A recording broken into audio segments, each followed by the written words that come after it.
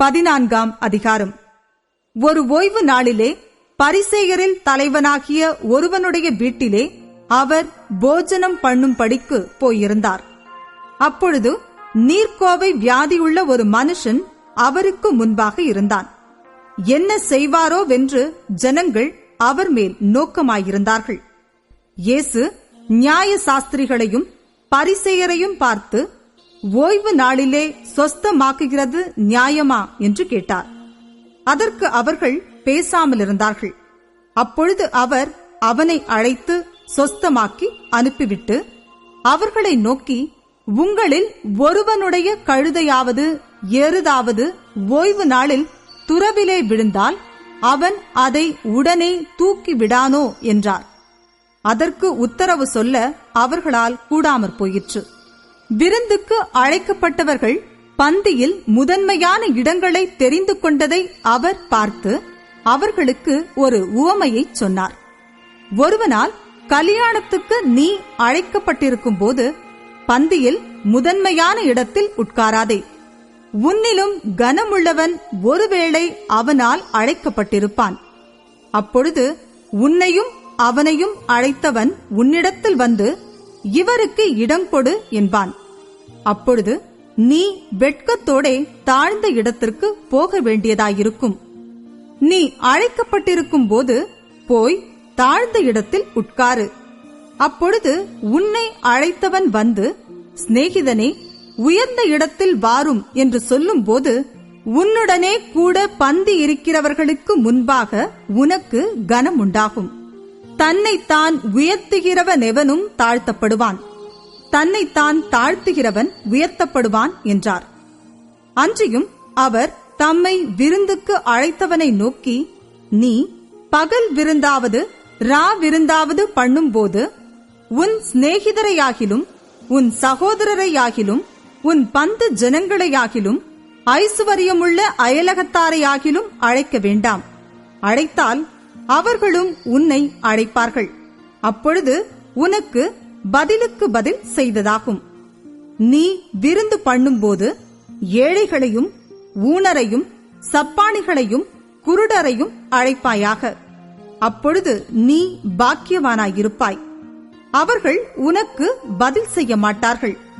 நீதிமான்களின் உயிர்த்தெழுதலில் உனக்கு பதில் செய்யப்படும் என்றார். அவரோடே கூட பந்தியிருந்தவர்களில் ஒருவன் இவைகளை கேட்டபொழுது அவரை நோக்கி, தேவனுடைய ராஜ்யத்தில் போஜனம் பண்ணுகிறவன் பாக்கியவான் என்றான். அதற்கு அவர், ஒரு மனுஷன் பெரிய விருந்தை ஆயத்தம் பண்ணி அநேகரை அழைப்பித்தான்.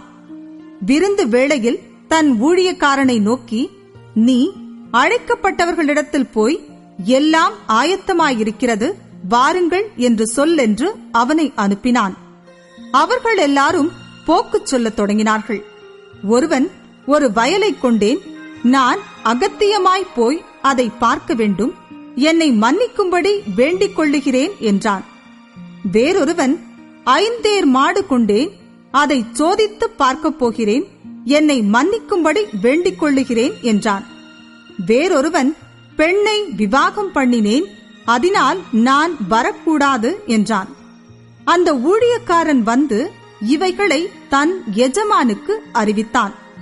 அப்பொழுது வீட்டெஜமான் கோபமடைந்து தன் ஊழியக்காரனை நோக்கி, நீ பட்டணத்தின் தெருக்களிலும் வீதிகளிலும் சீக்கிரமாய் போய் ஏழைகளையும் ஊனரையும் சப்பாணிகளையும் குருடரையும் இங்கே கூட்டிக் கொண்டு வா என்றான்.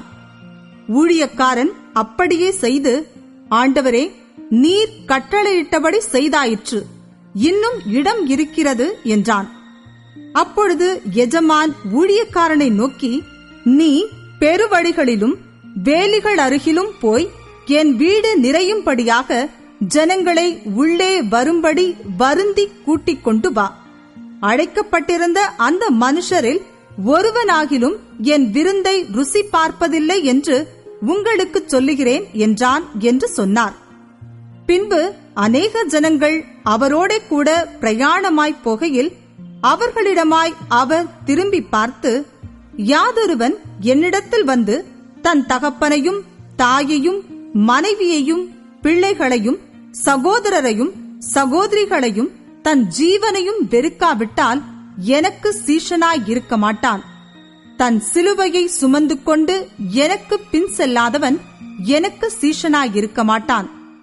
உங்களில் ஒருவன் ஒரு கோபுரத்தை கட்ட மனதாயிருந்து அஸ்திபாரம் போட்ட பின்பு முடிக்க திராணி இல்லாமற் போனால் பார்க்கிறவர்கள் எல்லாரும், இந்த மனுஷன் கட்டத் தொடங்கி முடிக்க திராணி இல்லாமற் போனான் என்று சொல்லி தன்னை பரியாசம் பண்ணாதபடிக்கு அதை கட்டி தீர்க்கிறதற்கு தனக்கு நிர்வாகம் உண்டோ இல்லையோ என்று முன்பு அவன் உட்கார்ந்து செல்லும் செலவை கணக்கு பாராமல் இருப்பானோ?